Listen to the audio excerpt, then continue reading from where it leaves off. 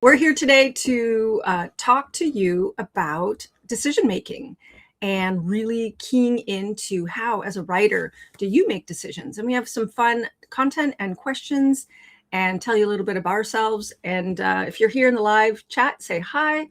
Some folks might just be, whenever you join, say hi. Hi.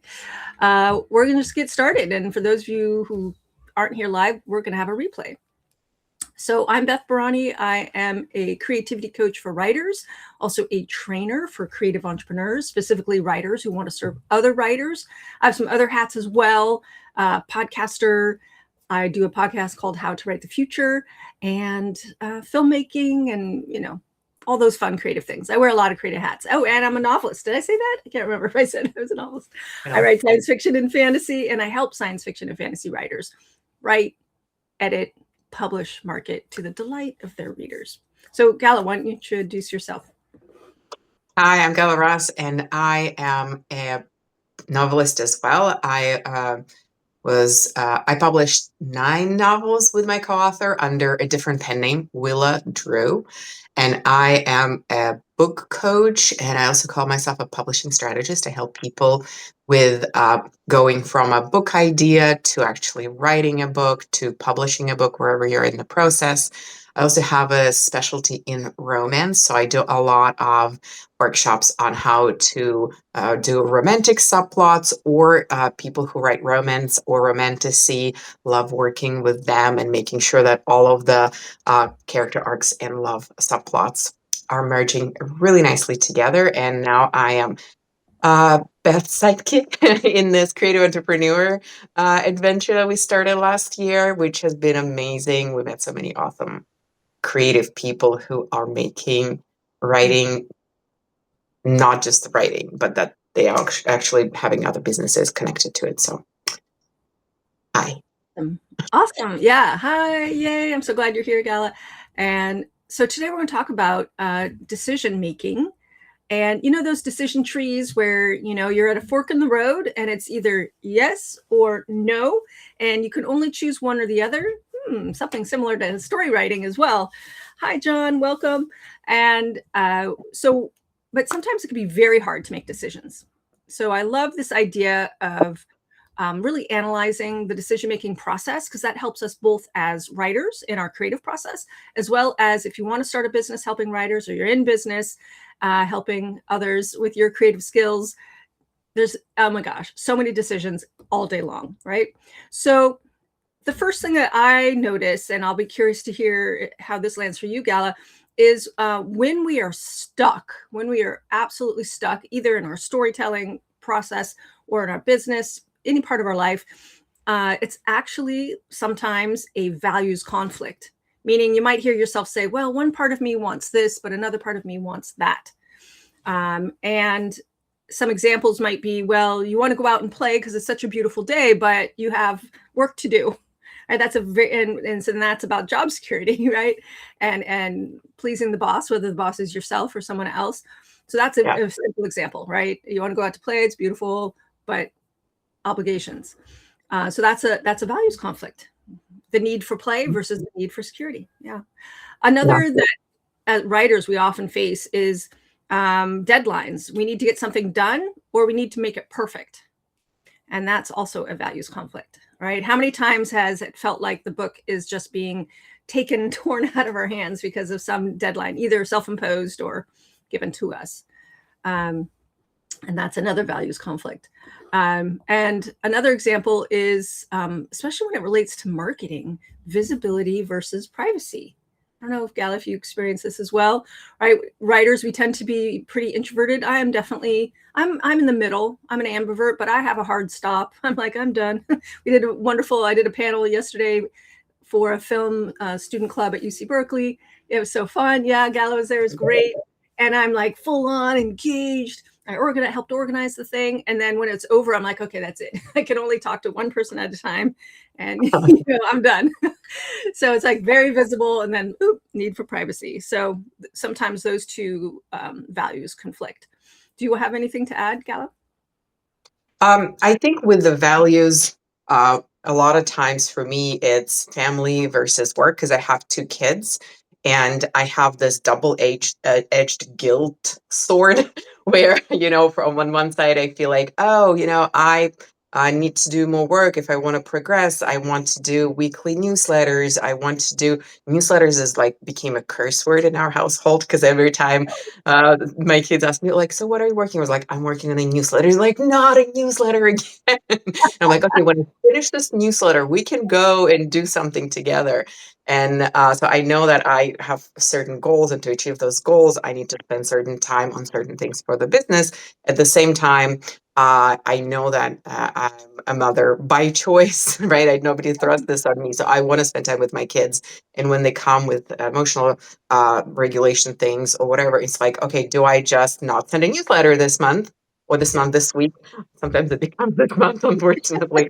Yeah. Or do I, ignore their needs and feel like a bad parent in the end? So to me, that family time versus business time is a big thing. And then also the other additional third side of it, as I guess, taking care of yourself versus taking care of what needs to be done, whether it's in business or in life. How to like my problem is I usually end up saying, well, I can power through it. I don't have to take care of myself. I can take care of myself later. I'll just do something productive now, something that somebody else needs me to do, and I delay taking care of myself because I think like I value subconsciously, that's how I was brought up, productivity and being nice for somebody more than being nice for myself. So I'm working through that and trying to be more nice to myself again. And that is definitely a values thing, right? What do you value more, being nice to yourself, for yourself, to yourself, or being nice to somebody else outside? If you have to pick, what are you doing with that hour? Resting or doing something. Yeah. Yeah. Those are great examples. Why don't we throw it out? We have John here and Phyllis. Welcome. Since we're talking about decision making today, what is one writing related decision that you are sitting on right now? Or if it's broader than just writing, maybe it's in your creative life, creative business, something like that. Could be marketing related, anything. And what is one word that describes the feeling under that decision?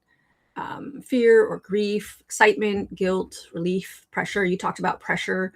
I often feel a feeling of anger. It's kind of like this energy that just wants to explode to like get me away from the thing that is causing me discomfort. Let's see. Yay, we have Nicole here too. Hi, Nicole. Nicole with the pen name Melissa Green is one of my clients. Hi, Nicole. It's great to see you. Let's see. Phyllis says finding the right balance between learning about writing and actually creating, doing the writing. Oh my goodness. We know So that. So familiar. very familiar with that challenge. Hi, Lova. Yeah, challenged. Yes, it is a very challenging thing to be faced with that. We are going to offer some solutions. And actually, the next thing we're going to talk about is understanding that every yes is kind of like money that you're paying out. Every time we say yes to something, number one, we're saying no to something else. And the yes requires energy. And it also, I feel it's almost like, two competing metaphors come to mind. One, I feel like we're sewing a fabric, like sewing a quilt. And the more you say yes to something, the more you're building that quilt. Or the other metaphor that came to me is the more you're like digging your garden, taking care of the garden. Like the more you say yes to something, the more it grows. So that's the growing metaphor, the organic metaphor I like a lot. So when you're facing, like, is it family or is it business? Like in your case, Gala, or is it, in my case, privacy versus, visibility?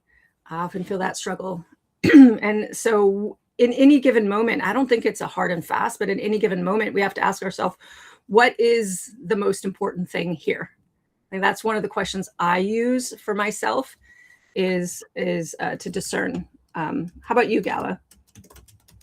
I think what helps me is thinking those things through a little bit in advance. I started doing this self-compassionate quarterly planning because I find that in the moment when I have to make the decision in the moment, a lot of times I end up falling back on the old patterns.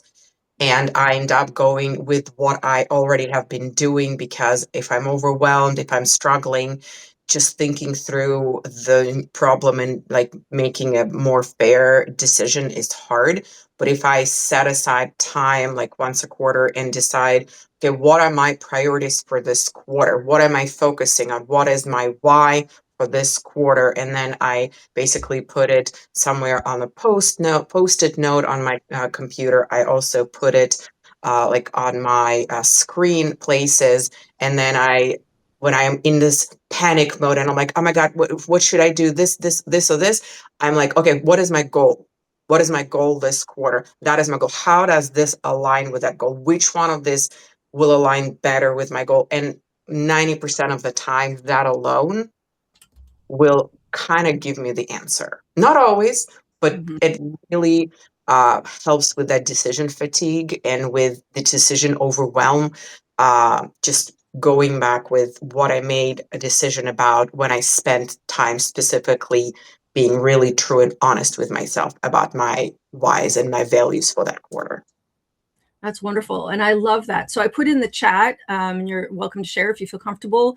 Like, what are your highest values? When you say yes to something, like Phyllis, with when you have this conflict between writing and researching and actually writing, like what are you valuing when you do writing, for example? Or what am I valuing when I do take the time to be visible?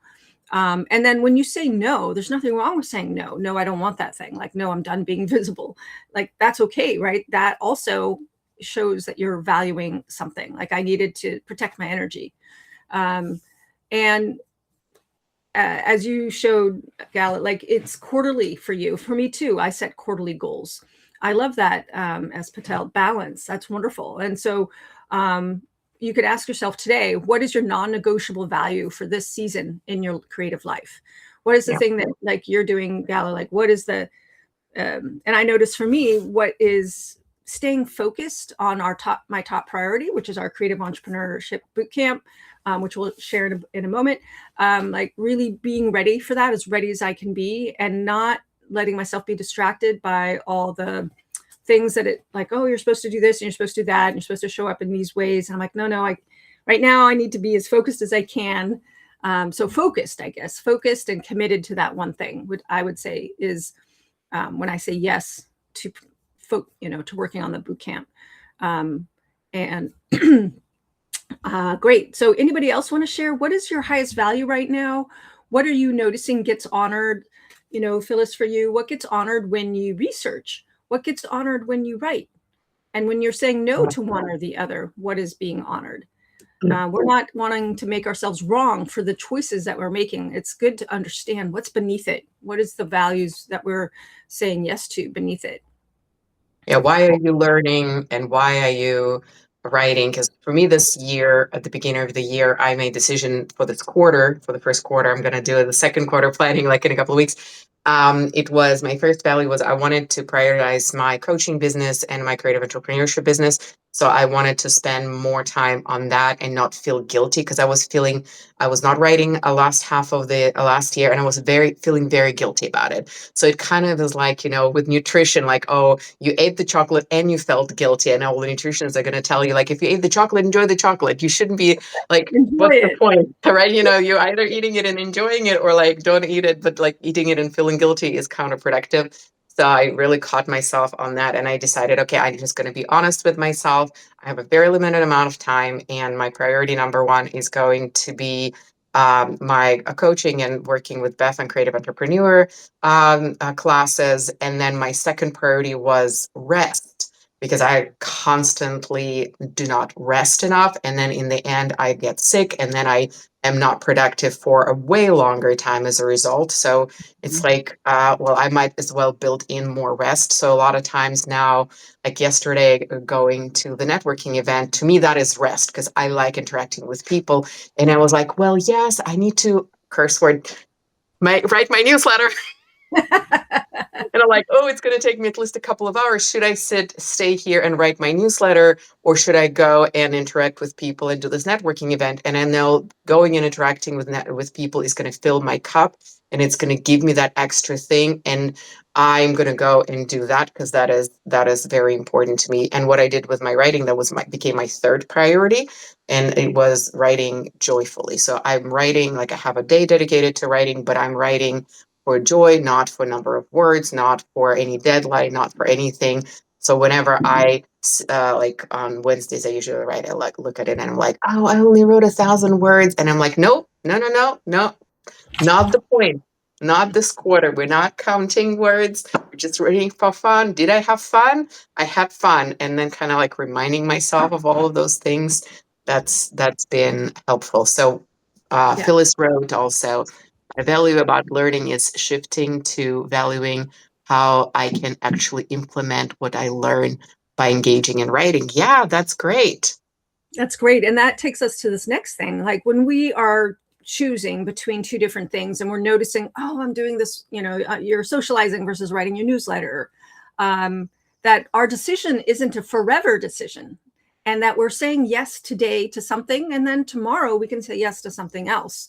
So it's not a one and done, and it's not a permanent decision. And you can also understand that, like you, Phyllis, you love research, it sounds like, and you're like, oh, but now I need to implement, right? Like you're knowing that, and then learning to give yourself permission for the thing you love, and that's easy, research, and then learning to say, well, I'm going to dedicate 30 minutes to working on the writing part. Let me just start, or 20 minutes, or even 5 minutes. I tend to start small after a break from writing, even though I'm an experienced writer and I've written like 16 novels. So I always give my permission to have a very time-bound, clearly defined goal when I'm starting something new, or I'm restarting writing, especially after a break. So Yep. I personally, when the goal feels really big, I just scope it down. I'm like, how can I scope this down? And when there's two competing directions, I will put something on the calendar. I'm like, you know what? That book wants my attention, but I cannot do it till April. So I have April 15th in my mind to work on my fantasy. Right now, I'm focused on my science fiction. Yeah. And and so how can you make your decision smaller? Yeah. And there's a bunch of different ways we can look at this. What is the smallest version of the yes that you could commit to, say, for the next 7 days? And I'm just going to put a bunch of questions in the chat that we're going to go through to help you make decisions. Let's see if I can. Anyway, it's a little messy, but here we go. This is the decision tree questions that you can use to help you figure out when you're faced with something. And it's good to practice with something small. So I don't know, Gal, if you want to practice with your newsletter setup, or Phyllis, you want to practice with your research versus writing. I'm not sure what other people want to play with. I know, Nicole, you often have like work-related projects versus your fiction, which is very common, right? Me too, work-related projects versus fiction. So the first decision you want to ask yourself is, this decision, are we talking about craft, or are we talking about money, earning money? Are we talking about time, how much time you have? Are we talking about visibility versus not visibility, or belonging, being with family versus being alone, or being, right? There's often an age-old struggle, right? Do I work or do I spend time with my loved ones, right? That we all face. So being clear, which category does this fit in? And this is not all the categories. There might be some other categories. Like I noticed when I was doing our panel yesterday, at some point, the desire for being quieter is not about not being visible, but it's about like needing to recharge my batteries, the classic introvert move. So which option creates more energy after you imagine doing it for 2 weeks? So this is a visualization exercise, and I actually use this all the time. When I'm faced with a decision, I think about, well, by the end of today, I don't think it's hard for me to visualize what things will be like in 2 weeks, but by the end of today, how will I feel if I do writing, or if I do this work project? if I'm having the challenge, the conflict between writing and a work project. And I know 9 times out of 10, actually it's like 99 times out of 100, I know that I will feel happy if I have put even 30 minutes on my fiction. And the work project is going to get done because I'm already, that's easier. It's almost like hardwired to be all worker bee. So I would say don't even think about it for 2 weeks. Think about it even for today. But if it helps, also think more long term, like, ooh, in 30 days or in 14 days, wouldn't it be great if I had written a little bit on my book? So think about that. How would it feel tonight, tomorrow, the next day, a few weeks from now? Will you have more energy if you focus on your writing, if you focus on self-care for you, Gala? I know you will, right? Uh, and in NLP, neuro-linguistic programming, this is called future pacing. Put yourself out into the future a little bit. Pretend that's what you have done. I have done it. I have written. I have spent time getting enough rest. And now look back at your past self and go, hey, past self, this is what it feels like over here. Yeah. And I love this next question. Which option supports the value of persistence without sacrificing the value of joy? We know, especially novelists, right? We have to write every day to get to where we want to go. It's not a one and done. So persistence is a high value at being a novelist. And the joy factor. I noticed with you, like you said, you want to write from a place of joy. And if you show up every day writing from a place of joy, in a month, you're going to have pages. In the end of the year, you're going to have a book because you already know how to show up for your writing. I just want to welcome Heather. Thanks for joining us. Before we go any further, let's see. Are you able to post in the chat, Gala, or is it just me? I can type in the chat, but because I'm not on my computer, I have to actually type on my phone up here. Oh, that's hard. Well, I just want to let everyone know that we are when is it? Friday. We're starting our boot camp, a 4-day boot camp. And sorry, I'm doing this backwards. I was going to put the quiz link in there. The quiz link is a fun freebie that we have. But first, I'm going to share with you our boot camp that is March 20th to 24th. It's 2 hours per day. It's live, but also will be recorded. It's $67. It's going to be a great way for you to discover if you are drawn to helping other writers and you're curious about where do you fit and how can you focus your interests and your efforts and your talents, then come to our Creative Entrepreneur Bootcamp. We're calling it Find Your Creative Entrepreneur Niche Bootcamp, because by the end of 4 days, you are going to have a statement, a niche statement that will help you focus. And that's what we're talking about today is focus and decision making. It will help you focus on how what you value and how you can help people and who you can help. And we're going to help you have a very clear statement. And along the way, we're going to do values investigation. We're going to help you look at your strengths. And we're going to be in community with fellow creatives who want to have businesses. I've been in business for 20 years. Gala has been a little over a year as a book coach. I've been helping writers all kinds of ways over the last 20 years. And I started out with a little 6-person class in my living room years ago before all the online learning happened. And now I do mostly online learning, but I also teach at conferences and workshops and things like that. So if you're interested, join us. We would love to have you. And if you're just kicking the tires and just starting to be curious about being a creative in business and what that might mean for you, go ahead and check out our quiz. Gala made this fabulous quiz to help you figure out what is your creative business style. I'm someone who tends to jump in on the deep end. I'm basically an experimentalist. Some people need a lot more research and prep. Like Gala, you did a lot of prep and research and exploration before you ever came up to me and said, how do I do what you do? I want to be a coach. So there's no one right way to be a creative entrepreneur, to be a creative in business. But what we do that is different than what other people do is we don't expect you to think like a business, a CEO, someone who's done MBA. In fact, we're kind of coming from a radical other position of being heart-centered and value-centric and still be able to make money and run a business and be of service. We're very service-oriented, which is just a whole different perspective than you got to do this because you got to make money, which can be very opposite the way creatives operate. As a creative, we're coming from the heart, we're coming from the soul, we're coming from this ineffable place that's hard to define.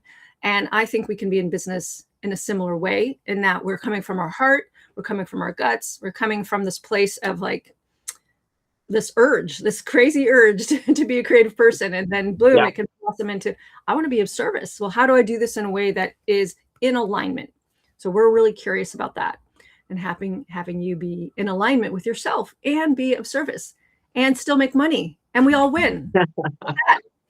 Yeah, I think one of the things that Beth and I align on a lot is that when we're talking about niche, I think at the beginning we're trying to figure out, should we call it finding niche or should we call it something else? By the way, we pronounce it niche, and we're fully aware that people pronounce it like 15 different ways. Niche. So all the ways of pronunciation are totally fine. But we were like, it's almost like a bad word to me too, because it feels like, oh, you have to only know how to do one thing, or you have to look outside and pick something. And the way we approach finding your niche is we basically are looking at who are you, because in our opinion your niche is you, and we're all uniquely different. And whether you're applying that to your writing or to your business or to your everyday life, the magic doesn't lie in outside and imitating somebody, because it does become difficult and bothersome and draining. The best work we do comes from looking inside and figuring out, what is it that I like? What is it that people come to me for? What is it that I will go and do and it'll bring me joy and I don't even have to kind of give it a second thought? And then when you combine all of those things together and you build your own, I don't know, 360 a view of yourself and what brings joy to you and what you actually are good at already, that is the niche. That is kind of the concept. I think that we're approaching very differently, and hopefully I feel like it also is encouraging to people, because I feel like we a lot of times look at ourselves and see, oh, I'm not that, I'm not that, I'm not that. You look at somebody else doing something, is like, well, I don't have the same graphic skills, or I cannot do that very well, or whatever. Instead of focusing, but oh my God, I can do this, I can do this, I can do this really well. And I think sometimes having this outside perspective, I love having Beth, because she's like tells me a lot of times, like, but you do this so well, like with graphics. She's like, oh my God, you do the graphics so well. And I'm like, really? I never thought that I do graphics so well. It's just because I always feel like, oh, there's so much more I can learn about it, but having that outside perspective. And that's where we also come in, the two of us help bring that outside perspective and give you that other view, right? Other, what thinking buddies will also call ourselves. So yeah, I'm Mhm. so excited. That is, yeah, it's going to be so much fun. So when it comes to you making decisions, think about also, what is the smallest yes you could commit to?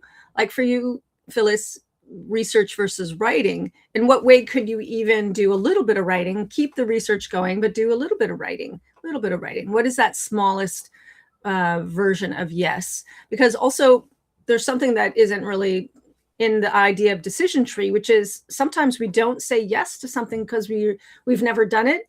It's we're a little bit afraid, and there's like the muscle memory isn't yet in our body. It's not a habit.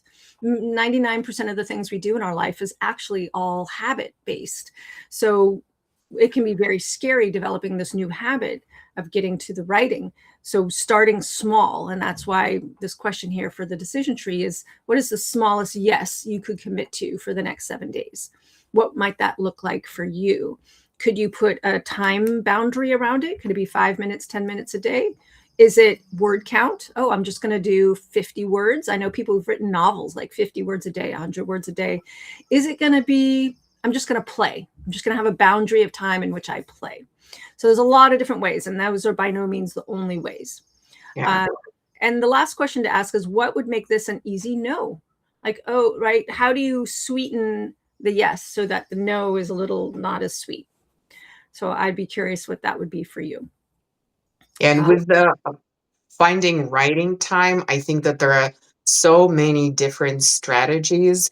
And what I ended up doing is I tried a bunch of different strategies, and then I figured out oh, that doesn't work for me. Oh, that doesn't work for me. That doesn't, oh, that works for me because I work well with a Pomodoro timer. And just as Beth said, just deciding what is the smallest amount of time I can write for. And for me, it's 20 minutes. I'm like, I can write for 20 minutes, even if I'm like not in the mood and I'm tired and I just want to take it, whatever. Like for 20 minutes, I can do almost anything, right? So I end up setting my timer for, and I have like a little visual timer. I don't have it with me. I set it for 20 minutes and I'm like, there's no word count, no nothing. I'm just going to do it. And most of the time, by the end of those 20 minutes, I am into it and I want to keep going and I want to write more. But I have this, it's hard for me to start things sometimes or to Mhm. switch. Like if I was doing this, I want to keep doing and finish something and like switching from one task to another can be hard. So checking out all of these different methods of writing and see what works for you and what doesn't, like journal, write down a list, like be a scientist. Don't think about it, oh, I'm bad at this, but like just be a scientist, observe, okay, this week I'm gonna write 100 words a day and let's see how does that go for this week. Next week I'm gonna write 15 minutes every day. Next week I'm gonna have one day on Saturday, I do not know, and write for 2 hours in a row. How does that feel? I'm gonna try. Another thing is trying to write different times of day. Like I'm a much better morning writer. I write best like between 5 and 7 in the morning. That's my best time. And like up until noon and afternoon, my writing usually like I'm not a good night writer. Just playing playing with all of those things and giving yourself that time to play and saying, okay, my next month or my next quarter is going to be experiments. And I'm going to have a list of all of those different experiments of how writing time can be. Yeah, the writing sprints online. I have Discord groups that I go to just to write it. Also, sometimes just getting on a call with somebody and we're like, okay, I'm working on this, you're working on this. Boom. Beth and I do that Right, a co-working. Yeah, lot. yeah, Yeah, and then just you're there and the other person is there and you're just working on your own thing, but that helps. So just play around with it and uh, document like how do you feel about after a certain thing. that's right. I don't know. It helped me find what I hate and what I like. I don't like writing in small, short periods. That like for me, that usually doesn't work because I just start getting into it and then I have to switch to something else. I realize switching between tasks is just too hard. I need a longer time. Yeah. And I love, Phyllis, that you said yes to the tomato thing, yes to writing sprints. I offer weekly writing sprints in my community. If you sign up for my newsletter, you'll get those notifications automatically. So as we finish up for today, we're going a little bit over. What is your next values aligned action in the next 24 hours? When you think about what do you truly value and what is like in the tree of, or in the hierarchy of values, what is that number one value and what can you do? What small action can you take in the next 24 hours? And what boundary would protect that action? Boundary is saying no. Boundary is boundaries are saying no. That's a, like nope, not yet, not that, but yes to this and not to and no to that. So what can you do? I find putting things on my calendar is really good. I'm an afternoon writer, so I know that that's my best time. And I like 20 minutes as well. And I set the timer as well. I just use a regular timer on my computer or phone. Great. So my newsletter is bethbarany.com/newsletter. If you want to sign up for that, if you aren't already, you can also sign up for the Substack to get notified of our live chats. We're going to have a next live chat probably in April, but not for the next few weeks because we have the boot camp to run and then we need a rest. So Gal and I love doing lives, and I was experimenting on Facebook Live. Now I think we're going to stick with Substack Live. I think it's the easiest thing. So be Yeah. sure to be subscribed to my Substack. And Gala, you also have a Substack. Yes, I It's do. what Writing is Conversations is my Substack. And I used to do Instagram lives for a long time that were called Writing Conversations, where I was basically bringing people who are in the writing business, publishing business, and we talked about a certain topic. Now, Instagram is making it difficult because you actually have to have 1,000 subscribers to be joining a live, which not everybody can do anymore. So I'm going to be switching to either podcasts or Substack lives. I'm trying to figure that out. but the goal is to have unfiltered, no gatekeeping conversations with people who are in the business, because there's so much knowledge in people's heads. And whenever I have conversations with them, I'm like, I wish other people could hear us talk because this is so good. That's why yesterday's film networking event was like, oh my God, this should be a YouTube, Yeah. show or something, because there's so much information that everybody, the panelists shared. And I'm like, oh my God, people are looking for that information. And here I am getting a free education basically from like Front this row. lady. Yeah, and you Yeah. recorded it, so we will be putting Yeah. out that, and that's for Yeah. people who want to get into filmmaking. I just want to say hello to La Bourgeois, who's one of our writers for Writers Fun Zone. Thanks so much, La, for showing up. We're just starting to wrapping things up, but we're here. This will go live. I'm just gonna publish this when we're done. Yeah. It's going to be a recording. Yeah, and just to let everyone know, please take our quiz if you haven't already. If you're curious about your creative business style, it's at bethbarany.com/quiz. And if you'd like to join us for our creative entrepreneur boot camp starting Friday, it's find your creative entrepreneur niche. We help you narrow down what is your niche, who do you want to help, how do you want to help them. You're going to walk away with a statement and with lots of encouragement and with the excitement to take action right away. That's what we're all about as well.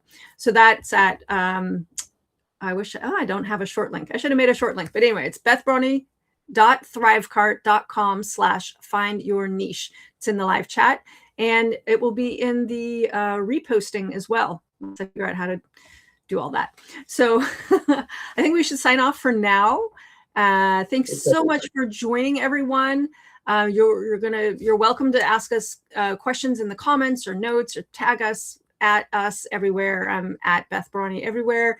Gala, you're at Gala Russ Author. Yep. Gala Russ Everywhere. author everywhere. And we're here for you. We let us know how the decision making goes. It's a constant thing, right? It's a constant muscle we must flex every day, every hour, every minute, it feels like sometimes. And happy writing, happy creating. May you bring joy into the work that you do and all the ways in which you serve. Thank you so much for putting your stories out into the world. We really, really value that. Phyllis, awesome. Thank you so much for the good wishes. We're so happy that you showed up today. And until next time, everyone, take care. Bye. Bye.